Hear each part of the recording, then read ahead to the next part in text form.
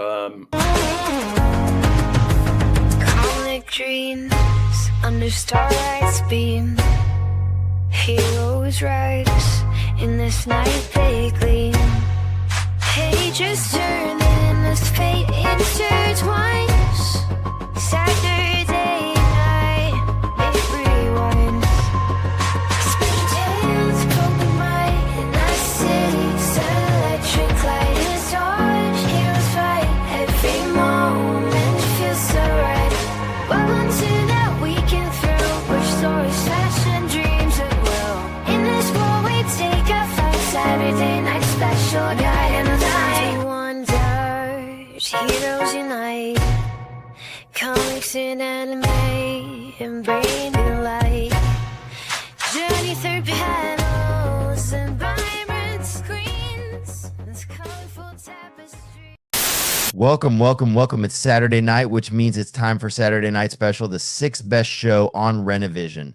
With comments such as, "For the love of God, let your friend stay where he's at," SNS, and that channel is a rest area toilet bowl, and you don't need any more stinking up the best comic YouTube show going. And this is an absolute terrible watch. Such douche chills. How about we check in with Jedi Johnson and see if he thinks the boys are ready to start the show? But I still think we're more prepared than SNS, even with the rush who did on the show. Well, shit, I hope you boys are ready to bring the mayhem, because an all-new episode of Saturday Night Special starts in 3, 2, 1.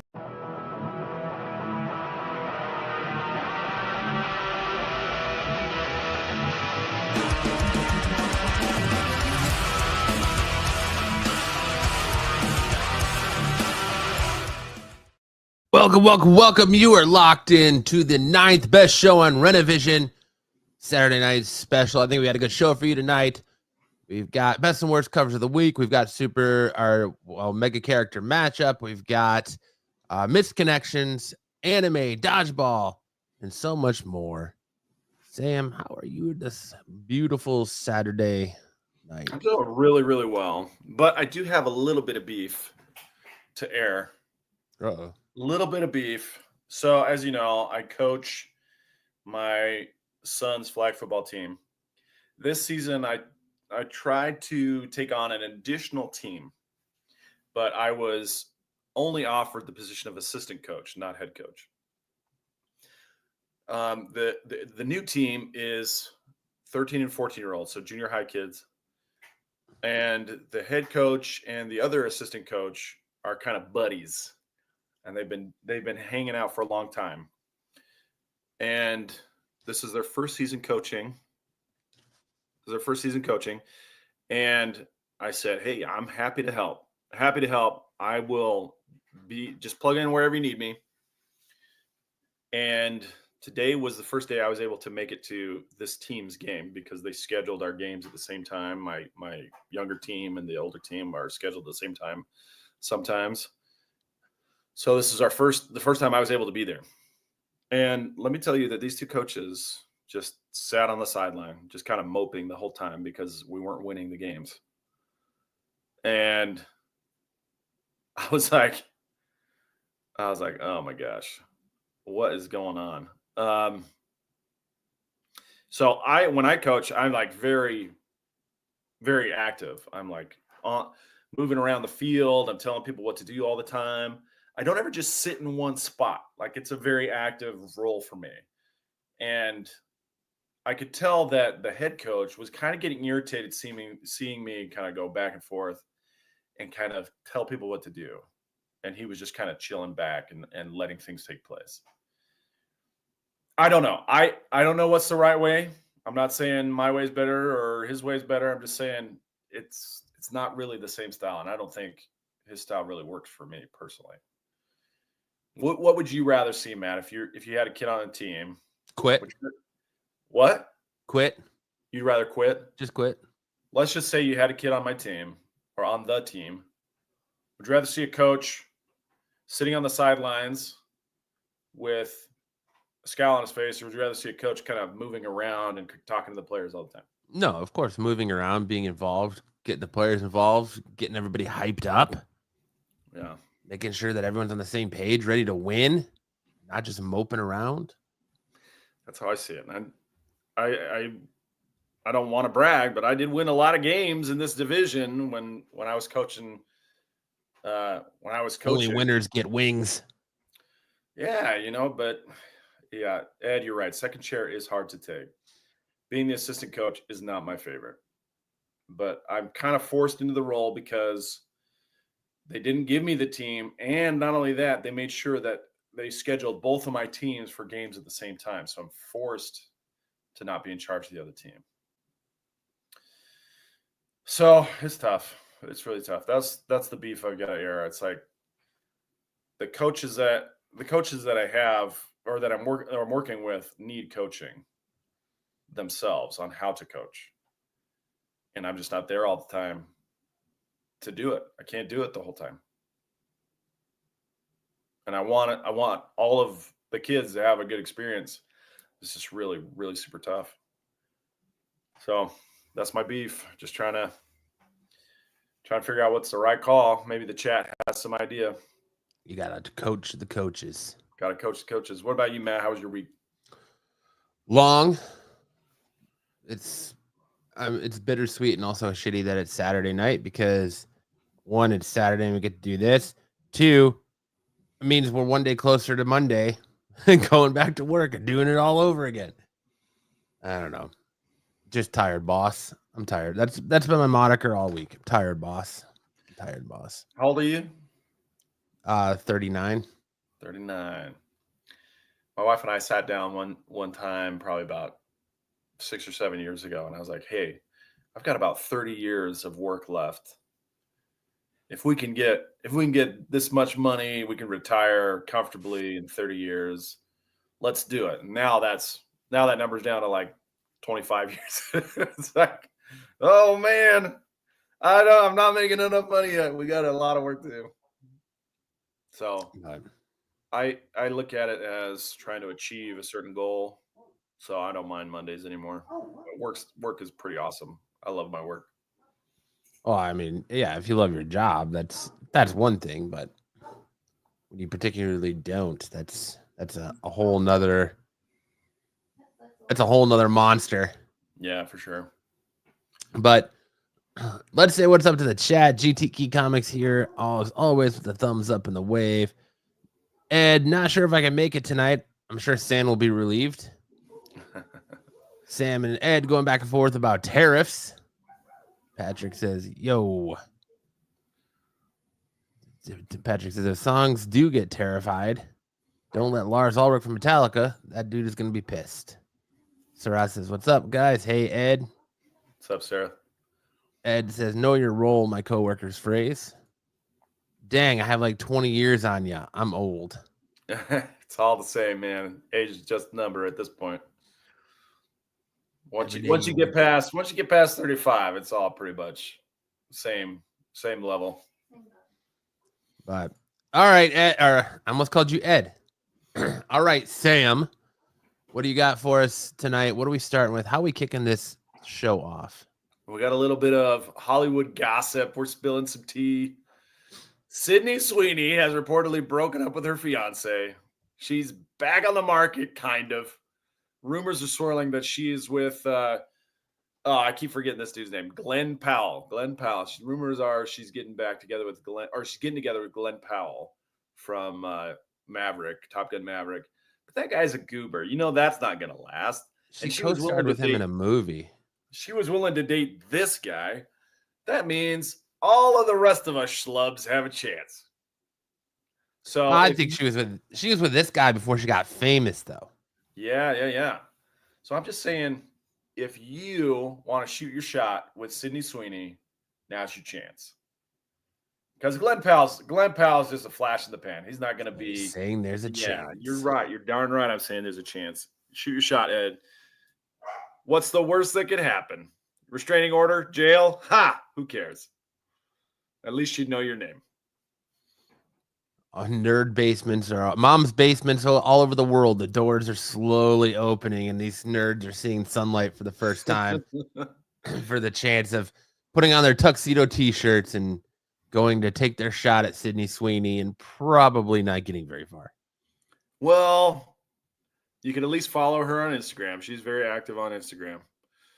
At any rate, this is one of those things where if it hadn't been for the gal who married the crocodile tour guide, Steve Irwin? What's that? I said Steve Irwin? No. There was a music artist, a pop artist. We covered this. And she's like 30. Oh, yes. I remember who you're talking about now. She went out on some bayou tour in Louisiana and fell in love with her crocodile tour guide, and they got married like 3 months later. Yeah, I remember who you're talking about now. I can't remember her name though. Yeah. What was her name? I can't remember her name. Kill the Corgi says I can fix her. What's the fix? She's smoking hot already. And I mean, if just goes to show that if she's not with this schlub anymore, that Lana Del Rey. That's who it is, Lana Del Rey. Lana Del Rey married a crocodile tour guide, and if Sydney Sweeney's willing to date this monkey, I mean, sure. Whoa. Why is he a monkey? I don't know. He just calm down there, Emperor Frieza. You monkey. I don't know. He just doesn't seem that impressive to me. But maybe he's really rich. Or I don't know. Maybe he's really nice. I think it's more that they got together before she got famous, and then her career skyrocketed, and he probably got jealous and got sick of being the guy that holds the purse. Wife changing wealth. Yeah. Woohoo! Woo! Woo! Yeah. You could be Sydney Sweeney's crocodile tour guide. Think about that, man. Any one of our chat members could be Sydney Sweeney's crocodile tour guide.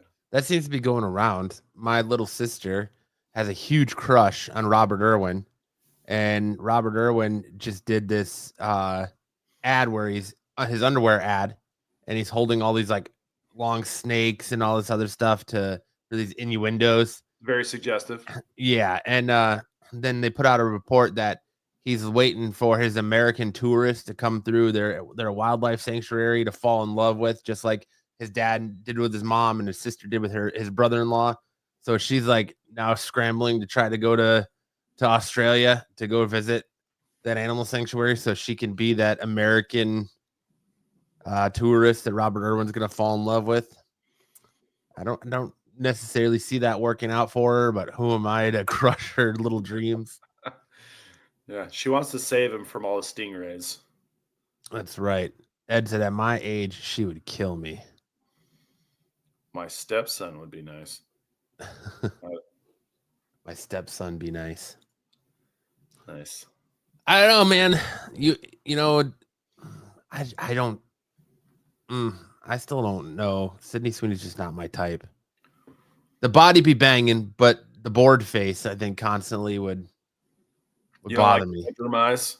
No, there's bedroom eyes, and then there's this bored face. Could you be imagining you're in throes of passion with her, and she just looks up with you with her normal face, and you're like, why are you so bored? You just automatically feel defeated. Like you would not feel like, you're doing a good job or hitting that stroke. You'd just be like, oh, she's bored. What am I gonna do? She just, super just mundane, plain. Sarah says, your sister wants little Irwin to didgeridoo, huh? Yes, she does. She sure does. Nice. Ed says, yes, the body do be banging. There you go. But I like Glenn Powell. What's wrong with Glenn Powell? I think he's very charismatic. I didn't say anything was wrong with him. I just think he's going to be a flash in the pan. I don't think it's going to last. He's the remake king. His career will die out once they're done being able to make remakes. He still hasn't made it into a Marvel movie yet, so there's still time.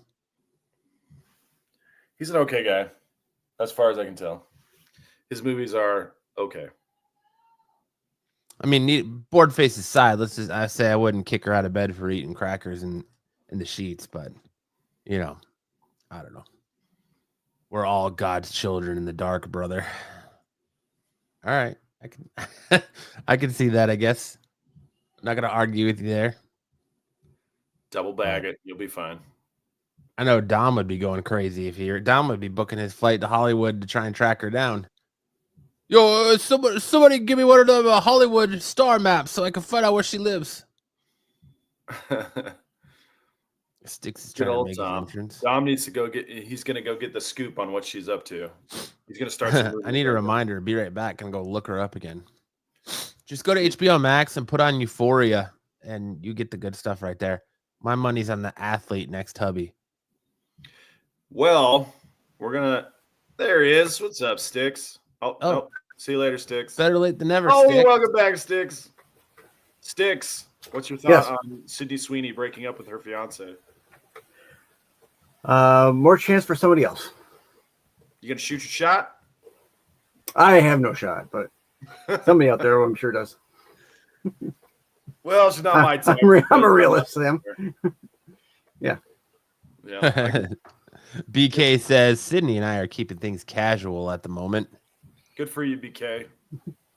Very casual. Hopefully BK is Sydney Sweeney's crocodile tour guide. Shoot your shot, BK.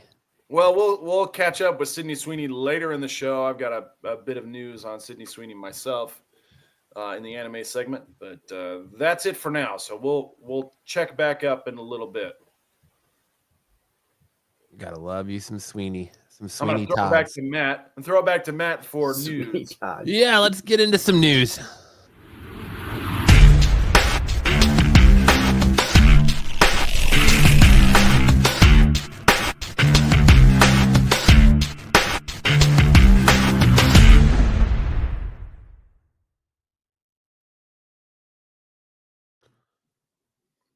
Styx is going to be outside her house singing I Can Be Your Father Figure. I could be your father figure.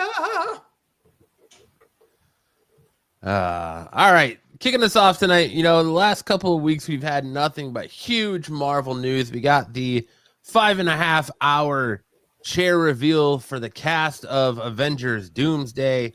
So Marvel news has been flying around from Spider-Man to Into the Spider-Verse to Doomsday. So leading us off, Daredevil star Vincent D'Onofrio reveals why he can't reprise his role as Kingpin in Spider-Man Brand New Day. Kingpin actor Vincent D'Onofrio recently spoke to Josh Horowitz and explained why he doesn't currently expect to bring his character into Spider-Man Brand New Day or any movie for that matter. The only thing I know is not positive. It's a very hard thing to do for Marvel to use my character, he claimed. It's a very hard thing to do because ownership stuff. Right now, I'm only usable for television series, D'Onofrio continued, different kinds of series, whatever it is, but not even a one-off Wilson Fisk movie or anything like that. It's all caught up in rights and stuff. I don't know when that would work out or if it ever will work out at all, actually. What rights issues could he be referring to? Well, the Kingpin debuted in the Pages of Amazing Spider-Man 50, likely meaning he's one of the only few characters who are somehow shared between Marvel Studios and Sony Pictures. Jessica Drew / Spider-Woman is another, though, that's also complicated. Just another reason, I think, for Marvel to go buy the rights back from Sony. And if Sony's not going to do anything with the Spider-Man expanded universe after Kraven the Hunter, why not let Marvel buy him back and then continue to use Kingpin? I think Kingpin would be a great villain to use in a Spider-Man street level movie. But yeah. I think another story we got coming up in regards to Spider-Man Brand New Day is also exciting and could potentially be a good villain. But I'm a little shocked. I'm not surprised that this is an issue, but it's kind of funny how Kingpin is, yes, he debuted in Amazing Spider-Man 50, but he's more notoriously known as like a Daredevil villain. Right. So you would think that with Sony owning the rights back to Daredevil, they would own the rights back to using the Kingpin and however they want. But I guess since he's being used into the Spider-Verse and across the Spider-Verse and all that, it makes sense that Sony holds his rights. It's a darn shame. Darn shame we can't get these two in a room to just figure it all out. I'm loving. I know a lot of people are being very skeptical on Daredevil Born Again, but I've actually seriously enjoyed the show. I think it's a great show. I very much enjoyed it. It does have its issues where you can see like it's still trying to fill in the void of the premature ending of the Netflix series, and then the original script that was wrote and shot versus all the reworked stuff. But I've thoroughly enjoyed it, and I'm glad we finally got him back in the suit. I think D'Onofrio is doing a killer job in that role. I'm super stoked for more of it. Ed says, I watched the Magnificent Seven remake today. He did such a good job at that movie. His character in that movie is so funny to me because he has such a high voice. He's a mountain man, rugged mountain man, but he talks really high. He's got a high pitched voice in that show. I don't know what I was doing. They attacked me and I killed them all. He does a great job. I'm like an old man. More D'Onofrio and anything Marvel, I'm here for it. So it's a damn shame that they can't use him in Spider-Man Brand New, but maybe they can, and maybe he's just being very vague about it because that's what Marvel people do apparently now. Except Tom Holland, who likes to spill the beans. Yeah, well, I mean, even on Brand New Day, he didn't. He was very hush hush about it. You got other people out here spilling the beans now about whether or not they're in things, and That's true. not Tom Holland, but Andrew Garfield and Tobey Maguire were both asked several times if they were going to be in No Way Home, and they said no, and it turns out they were, and they had big parts. So that is true. I don't think they can contractually go out there and be like, oh yeah, I'm definitely in this project, you know. Like for instance, I saw a article earlier where Haley Steinfeld got busted doing press for something, and the reporter said, hey, are you in the new Avengers movie? And she shook her head yes, and kept on signing. So, and they haven't announced her yet because she was not one of the names on one of the chairs. So yeah, that's easy to kind of talk away. Oh, I thought they said, are you excited for the new Avengers movie? And I said yes. You know, that kind of. Yeah, or I wasn't paying attention to the question. Yeah. Whatever the case may be. Yeah. But speaking of Spider-Man Brand New Day, rumors casting updated revealed is Mr. Negative coming to the MCU. Spider-Man Brand New Day is finally starting to take shape, and Marvel Studios and Sony Pictures are currently rounding out the movie's cast. Stranger Things star Sadie Sink will join Tom Holland, but beyond that, we only have vague character descriptions to go by. The latest comes our way from a scooper, Daniel Reitman. He claims that Spider-Man Brand New Day is looking to cast an Asian actor between the ages of 30 and 50 for a major role. While there are many characters this could be for, the prevailing theory online is that it will finally see the web-slinger battle Mr. Negative in live action. The villain was introduced as one of the big bads of the Brand New Day era in the comics and has taken the center stage in the Marvel Spider-Man video games. On the page, Martin Lee is a Chinese immigrant turned crime lord who gains his powers after being experimented on with a drug called Shade, transforming him into a superhuman with split personalities. Look, if they can use him, I'm down for Mr. Negative. I like Mr. Negative. I like the stuff they did with him in the Sony and the PlayStation game. I like his stuff in Brand New Day. I think he's a very complex character and has many layers. It could be very, very good, bad street level bad guy for Brand New Day. You're muted, Sticks, my boy. All right, there we go. He's one of the better villains that they've had in that coming out with that Brand New Day. And I mean, as a new villain, I absolutely like the choice of using him. You also had Jackpot, the debut of Jackpot at that time too, but who? Yeah, Jackpot, well, another female villain, yeah, vigilante. Yeah, Mary Jane wannabe, I guess. But I like Mr. Negative. Good, he's a good villain. Mm-hmm. I'm interested to see what Brand New Day, because there's so much stuff coming out about Brand New Day that it was supposed to take place between the two Avengers movies. Now it's supposedly taking place at the same time as Doomsday, and that's why Tom Holland wasn't announced for Doomsday. But there's reports that people who have seen the script say that Tom Holland Spider-Man has a massive part in Doomsday. So it's interesting to get all these rumors and speculation going on all at the same time, and kind of fun sitting here thinking of like how this is all going to piece together. It kind of reminds me of early Marvel-esque, like trying to figure out Infinity War and Endgame and how it all fits together. It kind of calls back to that. In a time where I feel like as content creators, we really need this, but I think also Marvel is out here giving the middle finger to us and saying that, well, we really don't like content creators because they're having their big reveals of making you sit through 5 hours of just watching chairs rotate every 15 minutes or That was dumb. not wanting to give a lot of information to go by, because I think people are smart and people read and people know what's going on and they start piecing things together and it gets leaked out. But Marvel is trying to reduce their leaks because over the last couple of years they've notoriously been awful for their entire movie getting released before it even hits theaters. So sure. Then we have Halle Berry says she won't return as Storm in Avengers Doomsday. Marvel fans flipped in a good way when the Avengers Doomsday casting announcements included several members of the original X-Men trilogy, but along with the inclusion of Patrick Stewart, Ian McKellen, James Marsden, and others, there were a few glaring omissions from that cast. And at the top of the list was Halle Berry as Storm, Aurora Monroe.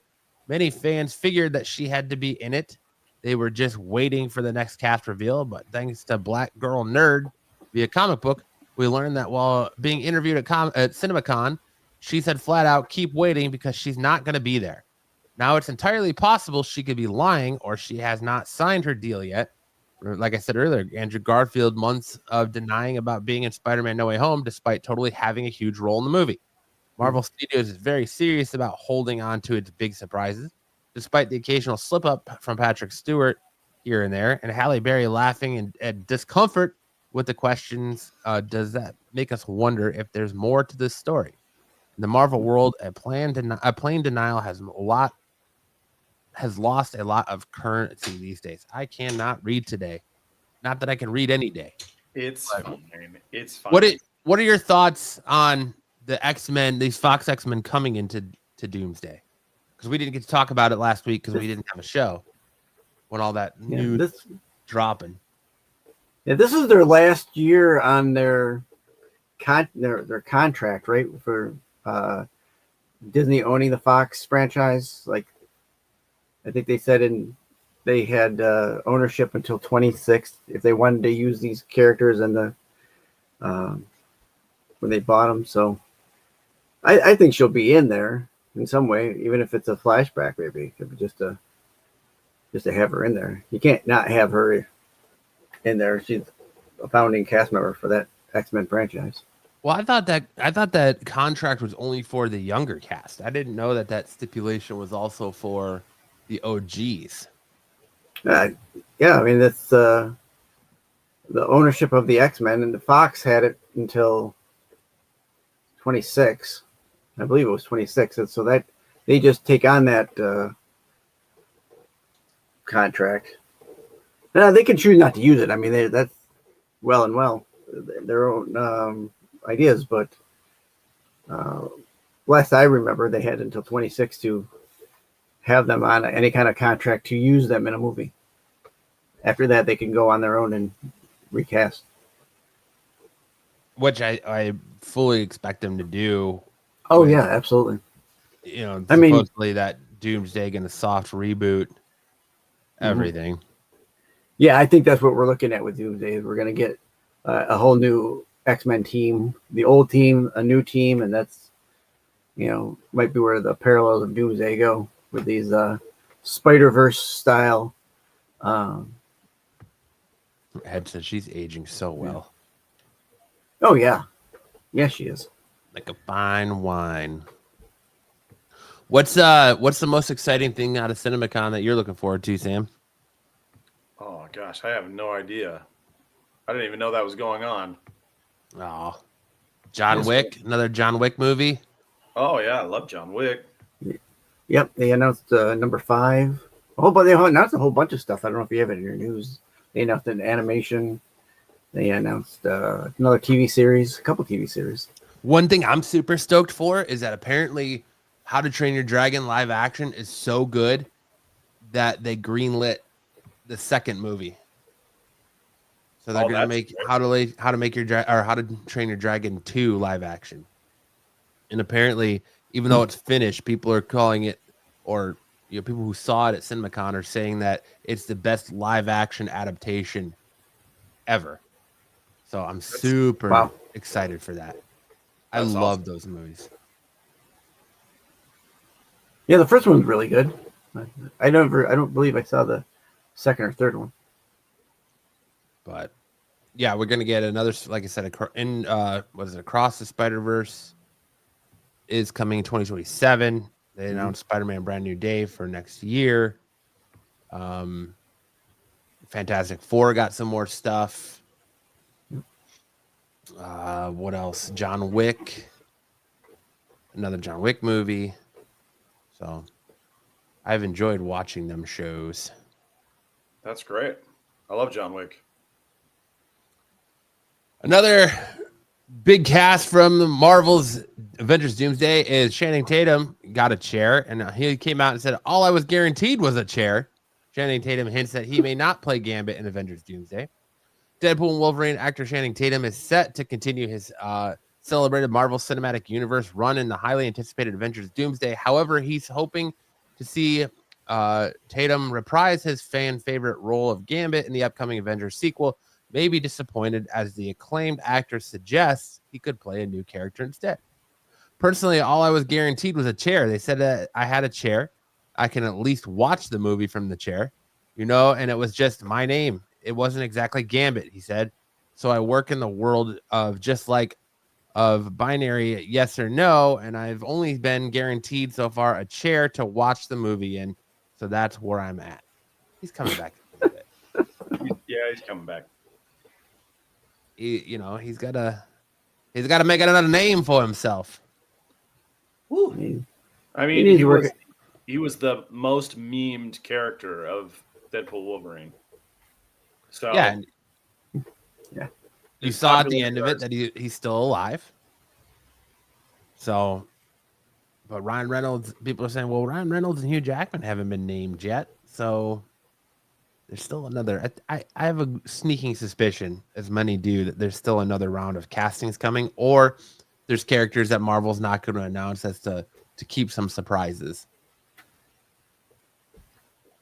Right. But I'm down for more Channing Tatum Gambit. Let's go. I'd love that. He's the only reason to watch Deadpool and Wolverine, I think, at this point. Yeah. Him and Wesley Snipes. There's only ever been one Blade. There's only ever going to be one Blade. But more Gambit for you Gambit fans. What happened to Mahershala? His movie keeps getting shelved and pushed. So who knows if that's even going to be a thing at any point. Like, I think they're going to end up having... They should have just had him show up in other movies before giving him an individual Blade movie. And then maybe Blade would got made, but they just keep shelving it and pushing it. And it's kind of like in writer's hell where they can't agree on the script. They should bring Mahershala Ali and Wesley Snipes back for Doomsday and Secret Wars. Just because you're going to have the incursions and all that crazy stuff going on.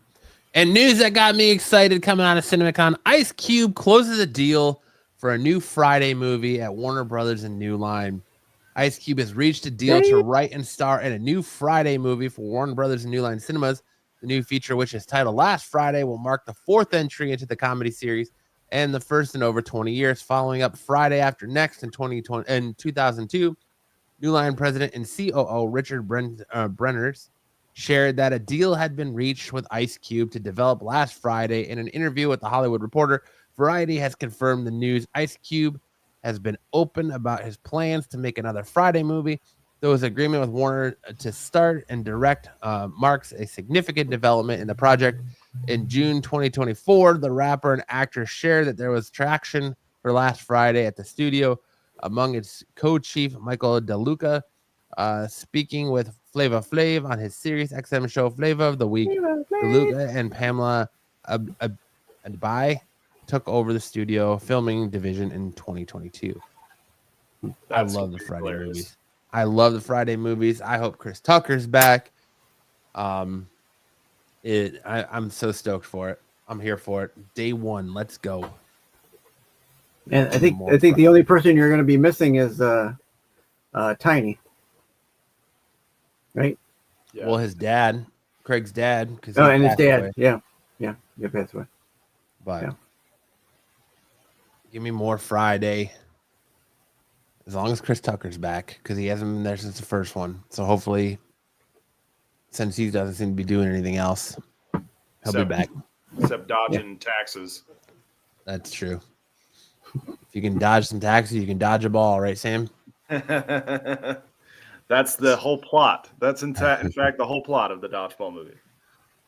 And speaking of dodge ball, we'll hand it over to Sam for some big news and anime. Watch yours.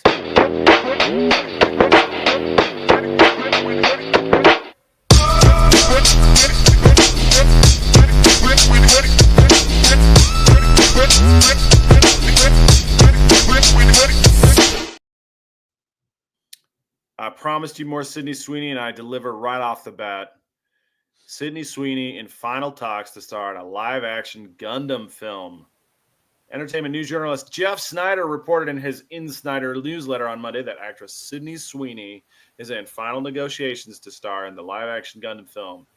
I did a little AI rendering of what Sydney Sweeney would look like in a Gundam pilot's outfit, and she looked pretty good.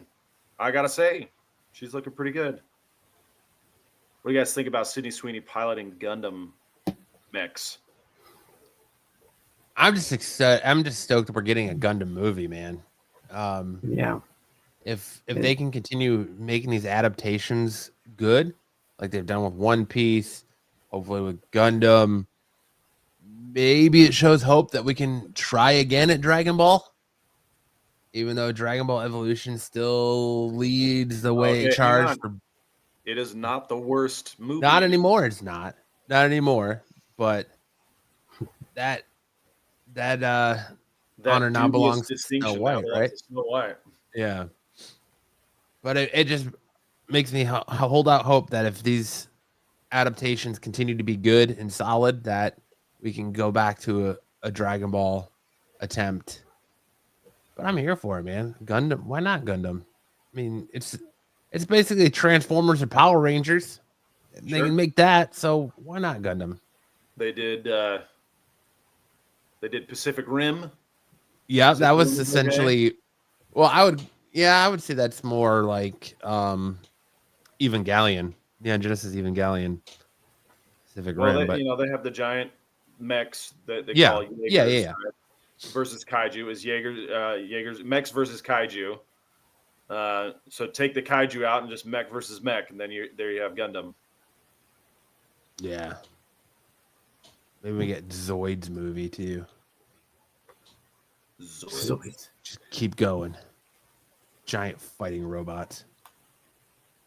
Which is what we all want, really. All right, let's move to the next one. We got a couple of Dragon Ball Super stories for you guys. Dragon Ball Super artist Toyotaro says the series isn't over, and he's already drawn some spine art and characters for the series to continue. Toyotaro also revealed why a weak character like Shimareka appeared on the volume spine with the strongest heroes in the universe. I drew the characters on the spine with the future in mind, he said, so I didn't expect the 24th volume to have a cover filled with the strongest characters. And so a weaker character ended up on the spine.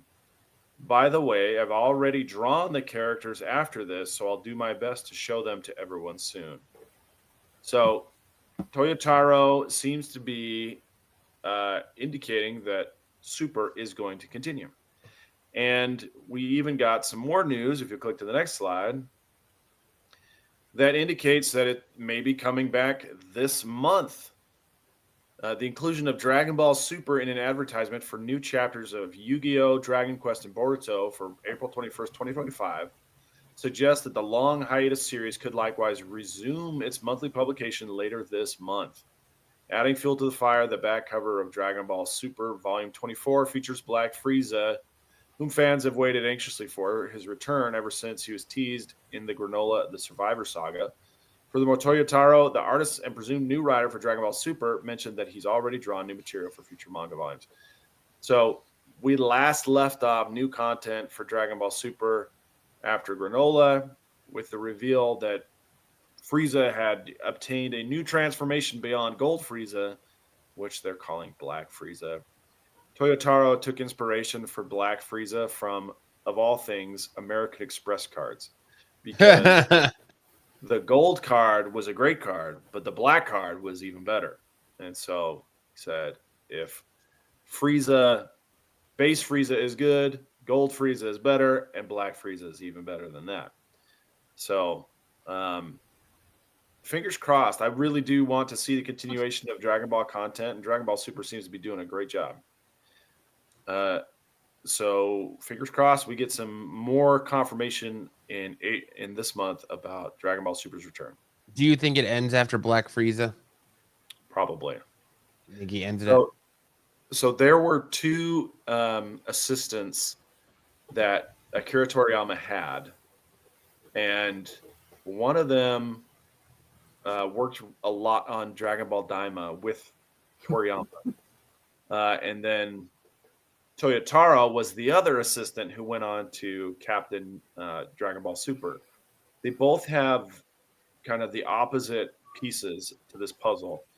Toyotaro is definitely like the power scaler, fights, and then his other assistant, whose name escapes me, she was kind of the story, the adventure, and crafting that part of the Dragon Ball series.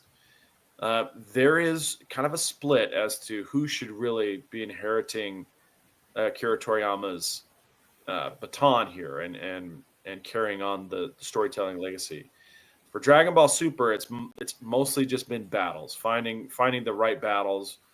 There have been a few interesting plot elements like Black Goku or Goku Black, Goku Rose. Those were kind of interesting developments, but for the most part, the transformations have been, less interesting. It's just basically a color palette swap. They haven't really had interesting physical features like you get with Super Saiyan 4.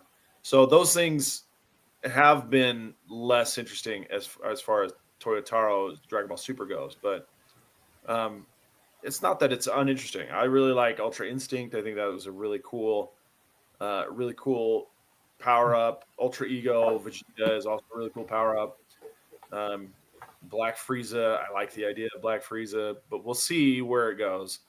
And if it continues just to be kind of muscle up and then fight, I am interested in seeing what kind of story elements we can bring. Like Daima had some interesting story elements. They didn't really pan out all the way. I mean, if they continued Daima, I feel like they would be able to explore some of those things that they planted, but they didn't really go anywhere with it. So hopefully we see some more content on the Daima front too. But I would like to see Toyotaro take it to at least, because we know that the end of Z is still the end point where Toriyama always wanted to get to. So he said that the end of Z is staying canon with the martial arts tournament and Goku leaving to train Oop.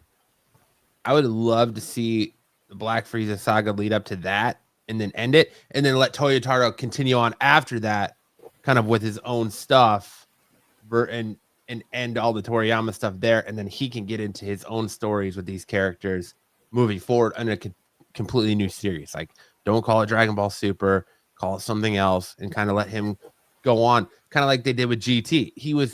Toriyama wasn't as involved with GT. He was there as like kind of a guide and gave cliff notes, right? Or spark notes, if you will, but he wasn't the main driving force behind GT. So it'd be kind of cool to see Toyotaro continue on with that, as long as because Toyotaro gave us Super Saiyan 5. We could see that, or as long as I don't really want to see Zycor, Goku's bastard child with one of the Kais, but I don't know. I would just like to see Toyotaro kind of get the reins and go in his own way, but they have a huge. Doesn't Toei have like a massive Dragon Ball like room / think tank for all this stuff? So just because Toriyama's gone doesn't mean that the franchise has to end. They just don't have that like North Star there, and they can continue on with it. But doesn't he have children? I thought he had a daughter or something that was going to accumulate the rights to Dragon Ball and be involved in all this. Yeah, he does have a child who is looking to Across your face, Ed. Call it Dragon Balls across Ed's face. trying to continue the legacy and continue the profitability of the franchise. Shueisha and Toei Animation definitely want to continue it because it's a very profitable franchise. And it's just about what piece of the Dragon Ball series or lore they want to focus on, whether it's the battle aspect of it or the adventure aspect of it. And obviously you can have those both kind of working hand in hand, but that hasn't been the case since the end of Dragon Ball Z. It has either focused on the battle aspects or it has focused on the adventure aspect. And so to try and find the right balance of those will be an interesting approach. So, well, good you luck. So you don't think the granola are not? Well, as I say, you don't think the Moro arc kind of had that because they were kind of jet setting all over the place through space and stuff, chasing him as he's devouring planets. So I thought maybe the Moro arc had a good, balance of the adventure plus fighting. So Moro and Goku Black both had this kind of like mystery element to it. That's why I'm talking about Goku Black, because they had this element, this kind of story element that they don't usually have in That man is not black. in Dragon Ball series. Like in Dragon Ball, there's not really a mystery element. It's just this is who we got to fight. And then they introduce the big bad, and then they kill the big bad, and there's another big bad even behind them. And then they're not doing a lot of exploration. GT, at the beginning of GT, there was a lot of exploration. And then it also kind of devolved into the fight of the week and the Shenron battles. And that kind of ended up just going back to the fight formula. The Moral arc had some interesting quirks as far as Moro's abilities that they had to tangle with, but it too eventually just fell back on battles. It's not like they really did explore or dig into the idiosyncrasies of the places where Moro was going and devouring. That's the adventure aspect. It's like we go to a place, we learn about these people, they have these interesting quirks. We have to figure out how to use those quirks to our advantage, and then they move on. I mean, with the Moro arc, it's like a prison. There's a breakout of this extremely ancient and dangerous villain, Moro, and then Moro goes on kind of a killing spree. They hunt him down with these space cops, and then they find him, and then they fight him, and they learn about his kind of quirky powers, and then they beat him. They eventually beat him, and it's not like they have to use any other quirky powers other than the ones they always use. Kamehameha and punch really hard. Transformation. Or astral project yourself with your key to make yourself large. Right. So those things, I would say I was even more interested in the Granola arc because of how it featured Bardock in the flashback. And there was some backstabbing going on in the Granola arc from the Heaters, and those were more interesting story beats in my opinion than anything that happened in the Moral arc. But we'll see how it goes. I think Toyotaro is an okay storyteller. I don't think he's as good as Toriyama, but he's okay. and certainly his art style is really, really good. I like the artwork. I think he's got a pretty good take on Toriyama's designs. But there were fan complaints about his Volume 24 cover of Dragon Ball Super because it was too muscly.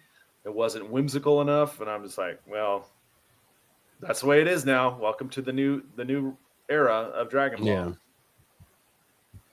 I don't know. Worst case scenario, I think just get it to the end of Z and finish Super and call it a day.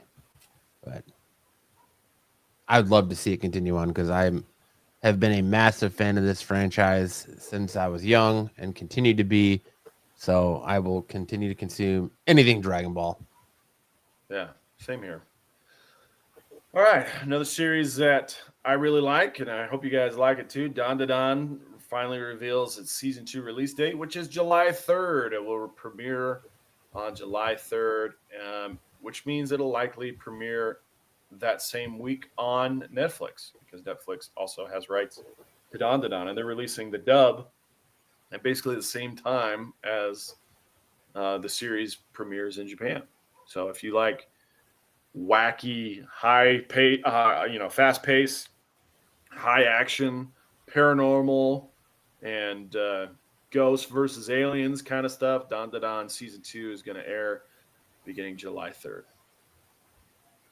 Nice. And that brings us to the manga spotlight of the week, which is Dan Da Dan. We have the introduction of 2 new characters who you see on the right. One of them is possessed by a ghost that gives him like pogos, moon boot abilities where he can jump and run really fast. And then a guy who's got alien armor that looks a lot like the Nintendo Power Glove expanded across the entire body. And it's got like a space pirate logo right on the center of the forehead of his suit on the far right there. But we find out that the space pirate's goal is to kill these guys and then kill himself because of the hint is there's a lost love story element out there. So we'll see what happens to the boys in Dan Da Dan, and hopefully they're able to shed some more light and bring the action. And that brings us where there's got nothing new in High Fidelity, so we'll move to Dodgeball. And the sports report, we'll start with highlight. This is part 1 of the Civil War between me and I had my family come visit for spring break last week, and we had a little bit of a civil war. Me and my boys versus my brother and his boys, and in the first half, my boys took the victory. My brother's there in the black, and he and his boys were fighting back, but there we go. This is me and him, and I got him out right there on that face-off, and then his guy took the shot right in the nuts. And he left the building. All right, so let's go to part 2 on the picture highlight. Okay. This is Revenge of the Sleek. This is my brother, my younger brother. He got really angry, and he just like freaking took it out on us. He decided he finally turn it on, and he's a tremendous athlete, but he finally turned it on, and he and I went toe to toe time and time again with me throwing the cross shot, and he caught that ball, then he caught another ball, and he just freaking kicked our butt in the second half. So if you get the chance to do a little, he took it right to my son. Pretty rough, but this is a double out. So his son threw the ball. It hit 2 of my teammates, including myself, and got us both out. Nice. There you go. Bro versus bro. Now he doesn't usually play, right? I mean, he somewhere else. He doesn't. Okay. Is he the one that was inducted into the Hall of Fame? No, that was another brother. I have 6 brothers and 2 sisters. The one that was inducted into the Hall of Fame, his name's Mike. But the one that was going crazy, his name's Jake. So it was a good time. If you guys want to see more dodgeball action, check us out at Triple D Dodgeball on Instagram. I post highlights about once or twice a week.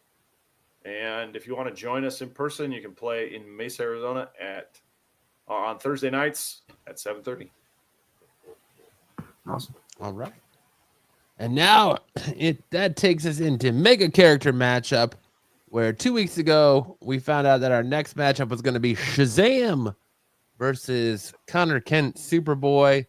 Sam, give us a little rundown on the power sets for. I think we'll skip Shazam because we already know that. Let's go with Superboy. Superboy boasts 8 out of 10 strength. He can lift immense weight, but doesn't quite reach Superman's upper limits. He has a 7 out of 10 speed. He's fast, but not at Kryptonian peak levels or comparable to speedsters like the Flash. His durability is 8 out of 10, highly resilient, though not entirely invulnerable. He has tactile telekinesis, which is a unique edge, allowing him to manipulate objects and enhance his combat versatility. And he has a 7 out of 10 combat skill, which is effective but not as refined or experienced as other heroes. Overall, he's an 8 out of 10, with, I guess, 10 being God. A formidable young hero with distinctive abilities that set him apart. All right, and tell us who wins this fight, Sam. Our scenario is that a cosmic threat requires the intervention of Earth's mightiest heroes, but during the crisis, an ancient entity infects Shazam with chaotic magic. This causes him to lose control, turning him into an unstoppable force. Connor Kent steps in, realizing that his friend is no longer in full control and knowing he must stop him without causing harm. Shazam's overwhelming magical power initially dominates the encounter. His strength and lightning attacks are nearly too much for Connor. However, Connor, with his Kryptonian resilience and tactical intellect, refuses to back down. Using his tactile telekinesis, he manipulates his surroundings to create barriers and distractions, slowing Shazam's relentless assault. Realizing that Shazam's powers originates from the magic word Shazam, Connor uses his telekinesis to mute Shazam briefly, preventing him from summoning more power through transformation. This gives Connor enough time to weaken Shazam by targeting him with precise, non-lethal blows. In a desperate move, Connor uses his tactile telekinesis to strip Shazam of the magical energy, enveloping him temporarily, disrupting the chaotic magic that amplifies Shazam's aggression. As Billy Batson reverts to his human form, Connor convinces him to fight the lingering magic from within. The winner, finally dethroned, Connor Kent emerges victorious, not through brute force, but through love. Through love and compassion, strategically outmaneuvering Shazam and neutralizing the magical chaos controlling him. His quick thinking and unique powers make him the hero who saves the day and his friend. Nice. So, yes, our winner, finally, Wow. taking down Shazam, Killed him with kindness. is Connor Kent. There you go. And so we find out who faces Connor Kent next week. Round and round she goes. Where she'll stop, nobody knows. Ultron. Wow. Whoa, that's going to be a good one. I think it's Tune in next week for Connor Kent versus Ultron. But that will take us into best and worst covers of the week. Watch your ears.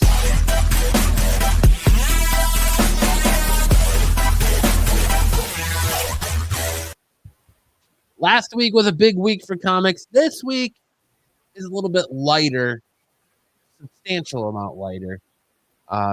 As far as our offerings for best and worst covers go. Kicking us off, we have this John Romita Jr. offering for Daredevil. Yeah.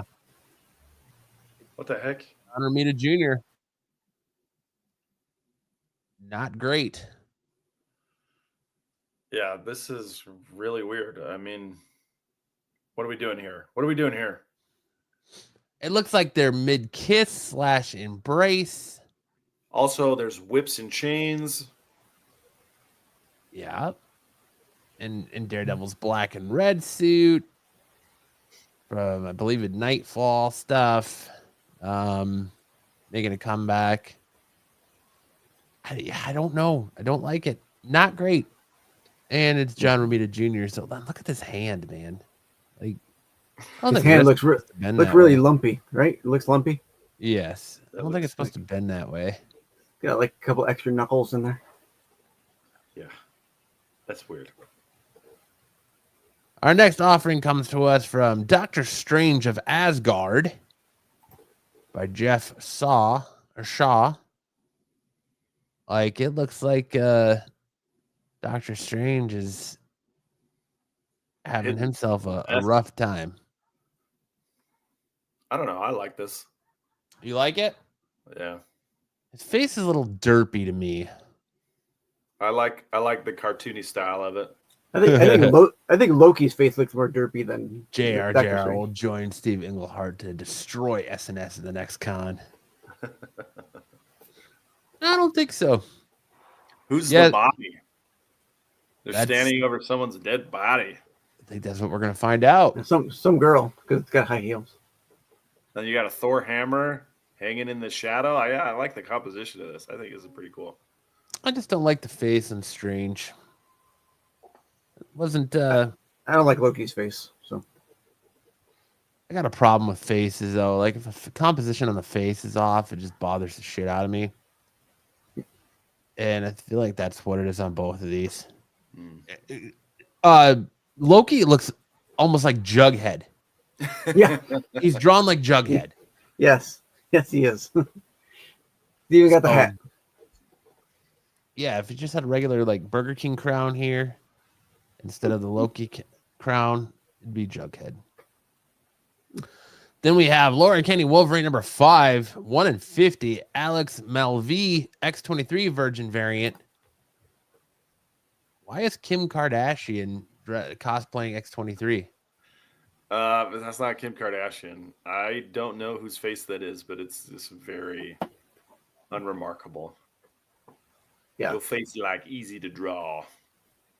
And instead of like differentiate her claw that comes out of her boot, it just looks like she's wearing like She's wearing pointy boots. yeah. Elf boots. He has some elf boots on. It looks like the Witch of the West. Is it the West boots or no? Yeah, Which West. witch that the house drops on and then like That's the West. they unravel and straighten out? Yeah. Glinda was the East. Yeah, there you go. So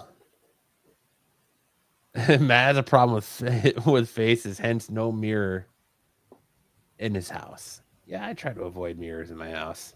Hmm. You know, I don't want to get too conceited looking at my sexy face, you know? I actually think she kind of looks like Shania Twain. Shania Twain's a good one. With a cowboy hat on her. And more. I was gonna say she kind of looks like Shannon Doherty. Oh, sure. She's some Shannon Doherty in there. Okay. But regardless, it's not a great cover. And a 1 in 50, for God's sakes. What are we doing here? And I've noticed that. I've noticed that as of the last, since the beginning of the year, is that like Marvel and DC both have their great covers are open order, and then their incentives are just terrible covers. Like they're taking their worst covers. Like if I was like Bird City, no shade on them, I'm just throwing them out there as a company I know that does this kind of stuff.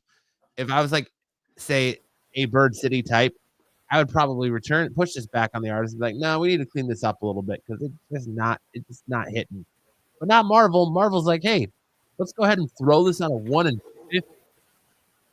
I know it does have it has a retailer or an open order trade dress as well, but like a 1 in 50. I mean, nah.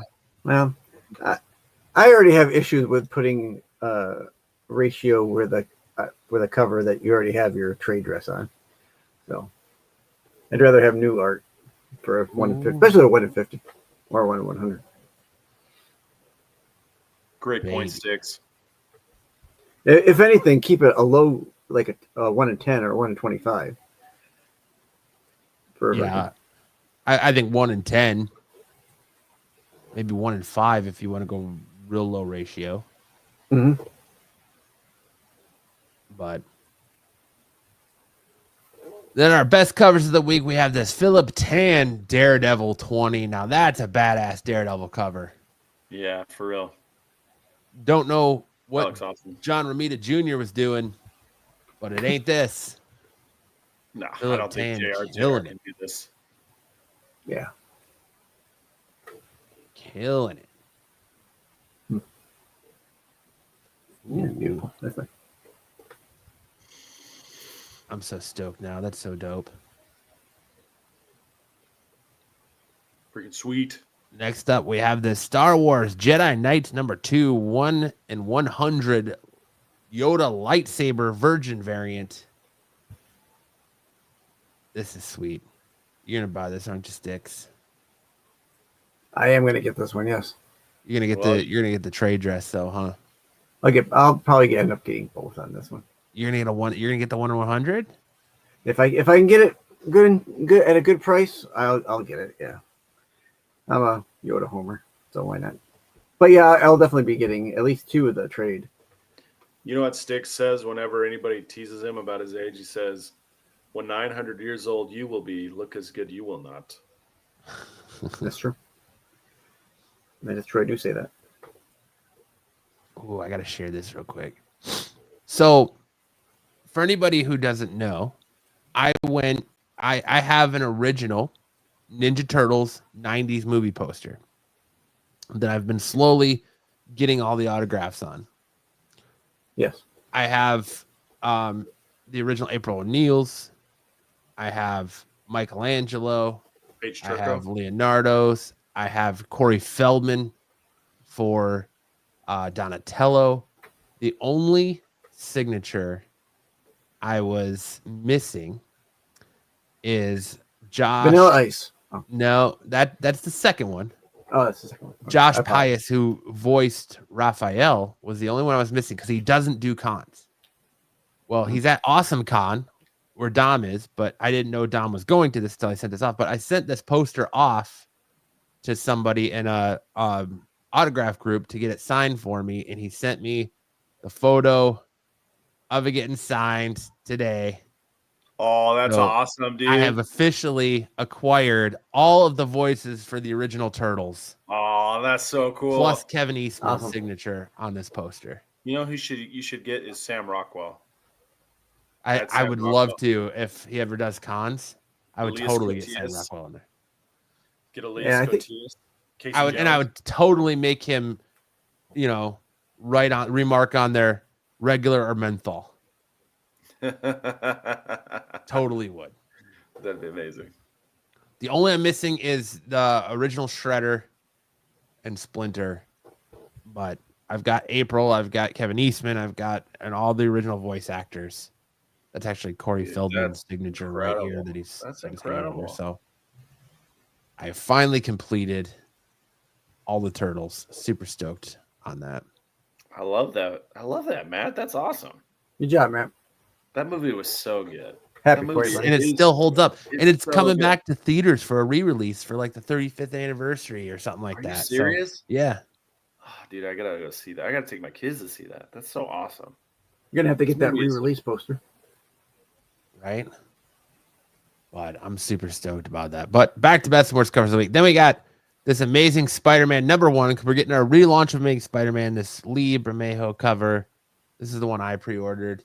I actually pre-ordered this one and the Virgin for it because I think this cover is absolutely badass. This is a great cover. Do I feel like Tom Hanks in the terminal? I absolutely do.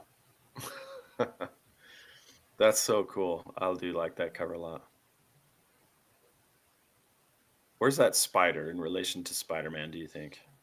I think the spider's actually inside the apartment. On the inside of the window, okay. Yeah. That's what it looks like anyways, because it looks like the web's attaching here. So yeah, It'd be it really looks like tough for it to be outside of the window, right? It wouldn't Yeah. make sense. especially with the way it's facing. Yeah. But either way, that is a badass. I love that you actually see. It feels very much like the Japanese Spider-Man, Spider-Man. as he's got like his web shooters are on the outside of the suit. Yeah, I was thinking the TV show Spider-Man. He's got this on the outside as well. But yeah, the Japanese as well has that way. But this is the one I'm picking up. Super stoked for this relaunch too. And then we also have this amazing Black Cat from Amazing Spider-Man 1 in 50, Malva Black Cat cover. Very Sydney Sweeney-esque there in the asset region where it counts. It's an interesting pose. Love to see Sydney Sweeney playing Black Cat.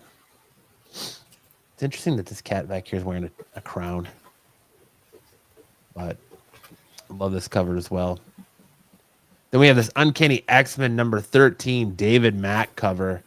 I'm not usually I'm about to make a name for myself here. Yeah, not usually a fan of the David Mack stuff, but this cover hits, I think. This Gambit covers. I like that one. Yeah, it hits. I like the use of the card suits around the perimeter.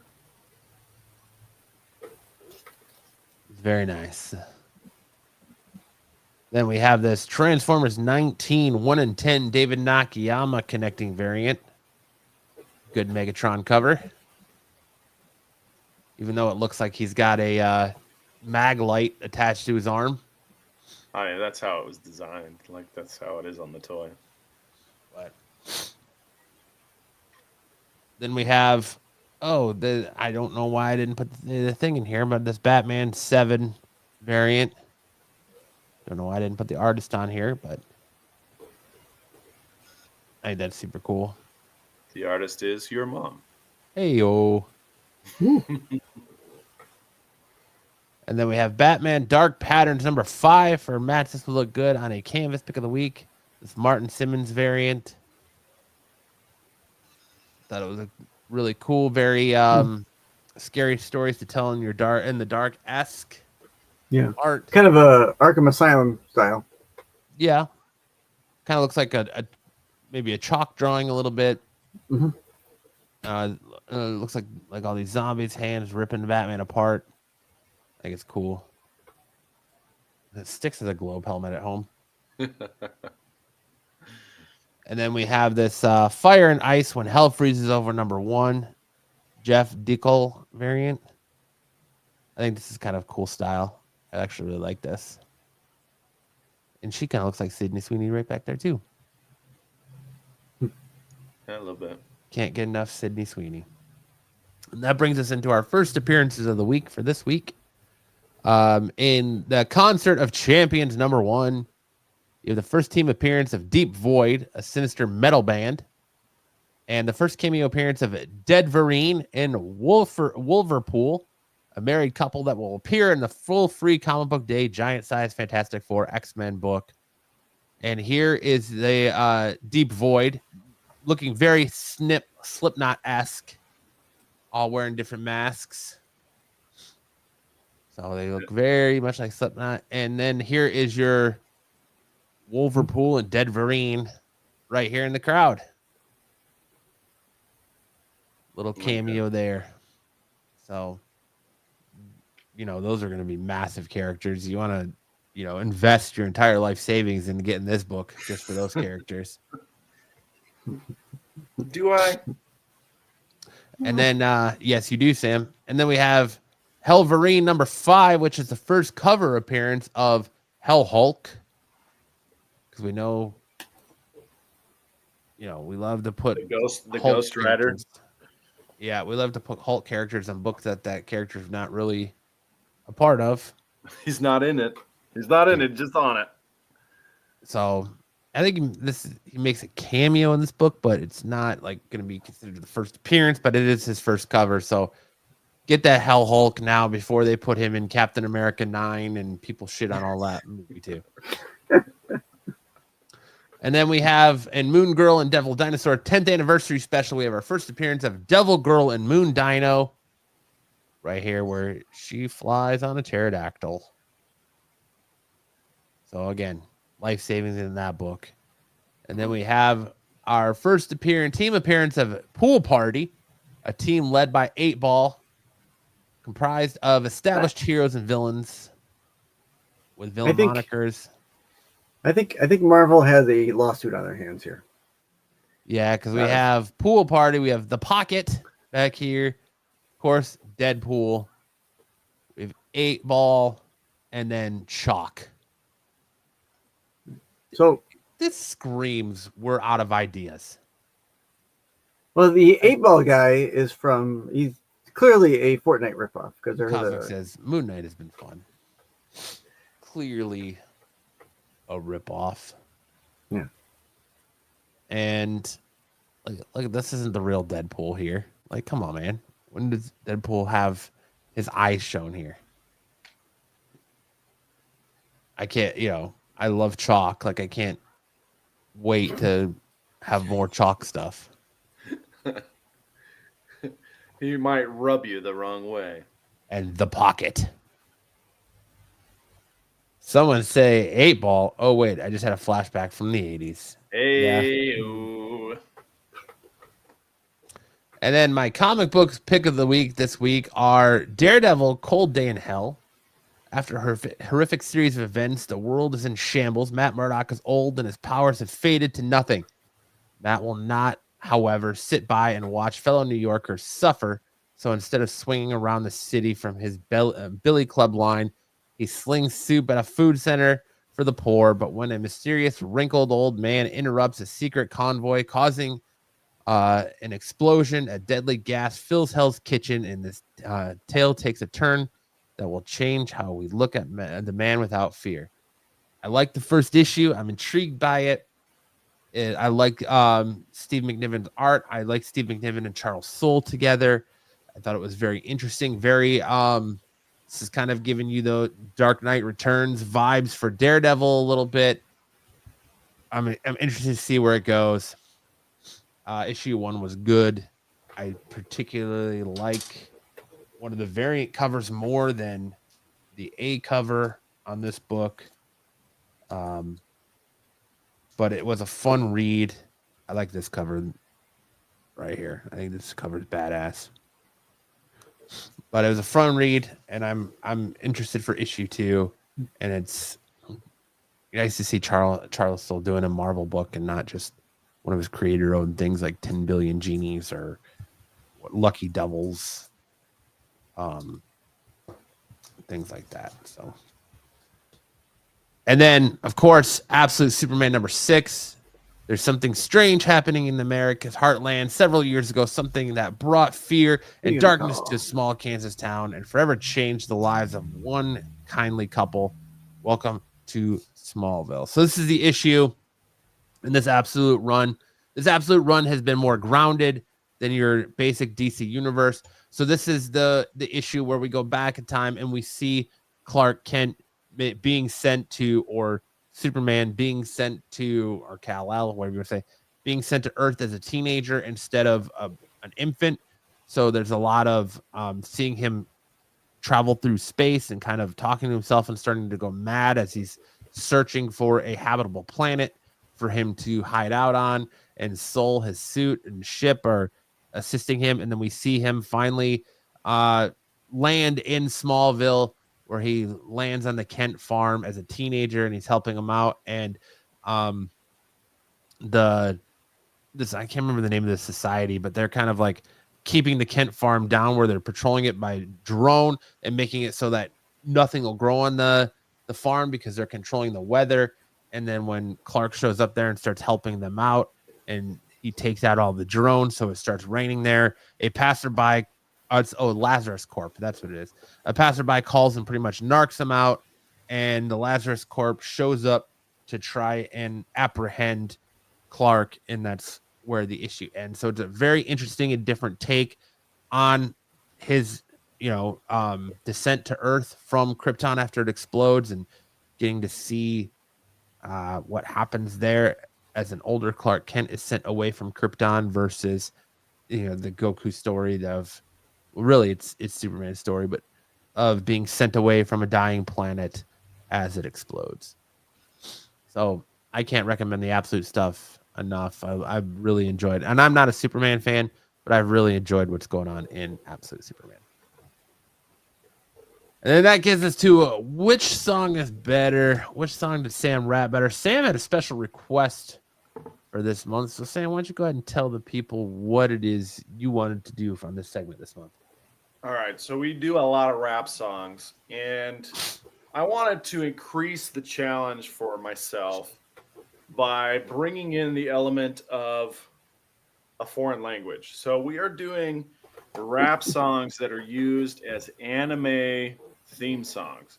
The two that I chose this week come from the same band, but they're used in different shows. So the first is Bring Bong Bong by Creepy Nuts, and it was used as the Mashal Season 2 opener. And then the other one is Creepy Nuts Otonoke, which is the Season 1 Dan Dan Dan opener. So, so here we go.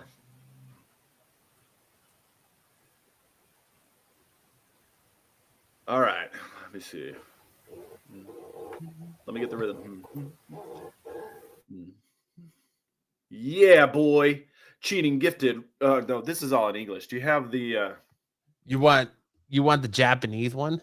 the Romaji? You're gonna put in Bling Bong Bong Born Romaji lyrics. Oh, you just can't do the English one, huh? You got to be difficult. Well, this doesn't even have rhythm to it. Like, that's just the translation. You're the one that's supposed to supply. Oh, it's my bad. I'll do it next week. No. I'm not saying supply the lyrics. I'm saying you're the one that's supposed to supply the rhythm to it. But there you go. There's the Romaji ones. Chito gifted, Araruaza wanted, Kinke kinste, Arikakamoten, Hansko Ijigen, Konoyomomonen, Wadnai des, Murige, Sorege, Kitananaite, Raibaru, Kuchi wo soroete, wow, Raibarus, Gucci wo sororete, Bagode, Magore, Mitomenezete, Majide, Korewama, Zembu Namide. It's Namami, yeah. Bling, bong, bong, bling, bong, bong, bong, bling, bong, bong, bling, bong, bong, bong. Chishiro yuga hakishi kuru mani, aite wo bakura kurashi, agarakara hadoro very happy, agarakara dando pikaichi, aiku warazu da pister manich. Can you scroll down? Darano nana hikari mo iranai oi my icy ori icy ore patad madekinai kotobakari da kedo very happy I kiritur mari megumaradatu kazo ketonomarachi mo hansaku teko tachichachi mina era make septakoibi kyokushak ni nine mondai shini Kagami yo, Kagamai, Kotai, Chitai. Who's the best? I'm the best. Oh, yeah. Wait. Who's the best? I'm the best. Oh, yeah. I'm the legend Thanos. That's what this sounds like. No mama ikeru tokomade. To the next, to the each ban way. Now singing bring bang bang, bring bang bang, bring bang bang bone. Bring bang bang, bring bang bang, bring bang bang bone. Singing bring bang bang, bring bang bang, bring bang bang bone. To the next, to the each ban way. E de ore no mama deru deku de cho flex. E de daremo kucho hasamena ir. E de ore no mama deru deku de cho flex. E de daremo kucho hasamena ir. Don't test. All right, I'm not doing another verse. That's good. All right. You want this one not in English same. also? Same Romaji, yeah. I want the Romaji, but part of it. You're killing me, Smalls. No, it's good. It's good. No, it's all right. It's all right. The rhythm of it is good. Did you just have it translated or what? I just found it translated, yeah. I think I practiced this one more. So I think this one will probably be better. Sticks, what do you think of that? All right, here we go. Dandaran, dandaran, dandaran, dandaran, dandaran, dandaran, dandaran, dandaran, dandaran, dandaran, dandaran, dandaran, dandaran, dandaran, dandaran. Akirama yakara, andara, nankaja, tabata, mono no kanawa, quabara, menomino tamaran hayasa, hey, katabaran, damaran, sagaran,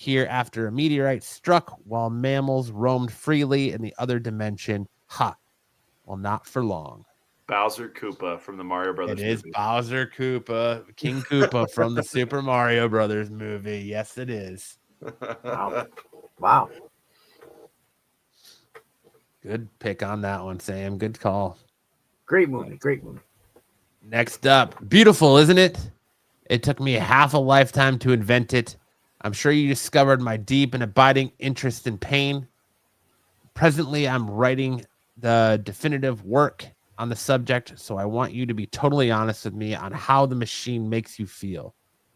This being our first try, I'll use the lowest setting. As you know, the concept of this, the suction pump is centuries old. Really, that's all this is, except that instead of sucking water, I'm sucking life. I've just sucked 1 year of your life away. I might one day go with as high as 5, but I really don't know what that would do to you. So let's just start with that, with what we have. What did this do to you? Tell me.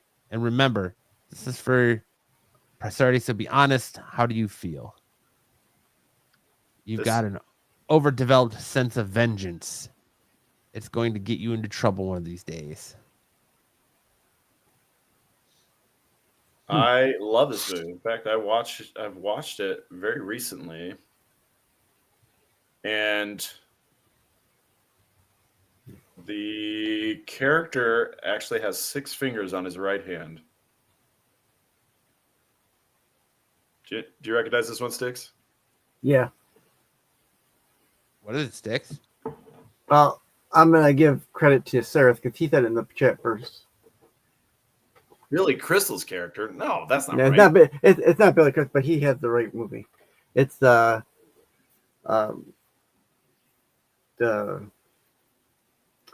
who played the sheriff?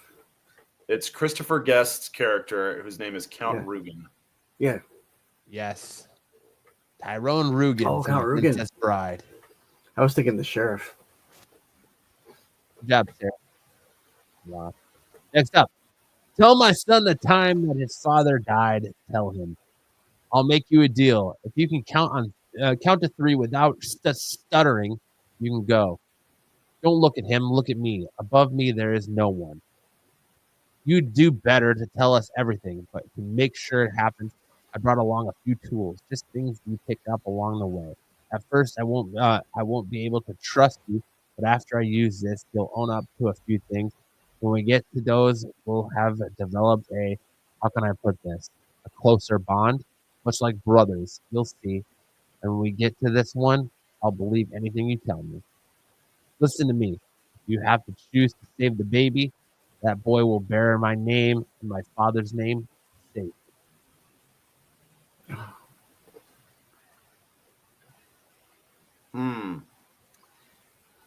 Oh, man.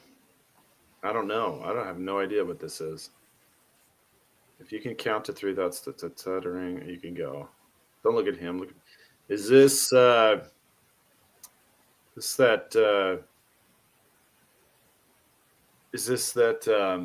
Martin Short movie? Nope. No. I will tell you, it is a Guillermo del Toro directed film. So probably Guillermo del Toro. So Hellboy? Go ahead, Sticks. Say it. Pan's Labyrinth? It is Pan's Labyrinth, yes. I don't remember the character, it's though. Captain Vidal from Pan's Labyrinth. Yeah. Well, that was a tough one. Good job, boys. And that leads us into our Who Said That quote of the week. Mom, quiet. I'm recording. Belongs to Corbin. Good old Corbin. That picture was taken at the Tucson Comic-Con. We were rooming at a Airbnb in Tucson. And you found out that he snores like a freight train. No, he found out that I snore like a freight train. But good old Corbin. Oh, thanks for watching, Sticks. And that leads us, since Sticks was late and didn't do a time tunnel this week. No time tunnel this week. Shame on you, Sticks. That leads us to the final segment of our show for the week. The one that sends everyone running for the hills saying, I don't want to talk about dudes and hot chicks. I just want to talk about comics. It's time for Misconnections.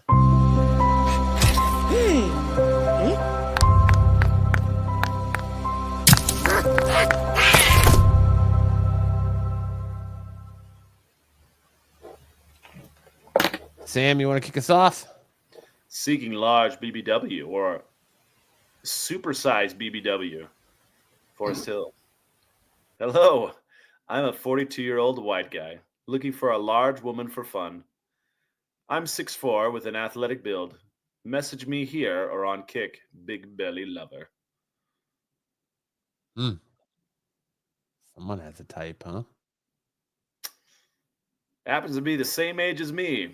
I'm not that tall though, and my build's not that athletic. Are you trying to tell us something, Sam? Is this your post? Are I'm you saying coming it's clean? solid. Are you coming clean that I've seen pictures. Are you telling me that you're a chubby chaser at heart and it's all a facade? I'm not a chubby chaser at heart. No. Okay. Go ahead, Sticks. All right. Dessert, Scoville. Or Scottsville. Looking for people that enjoy desserts such as cream horn. Oh, very subtle. Very subtle, Scottsville. Love the innuendos.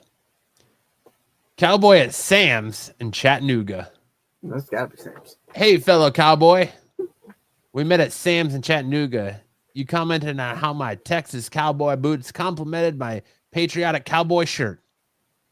When we realized that we both wore size 12 cowboy boots, you asked me if I wanted to save a horse.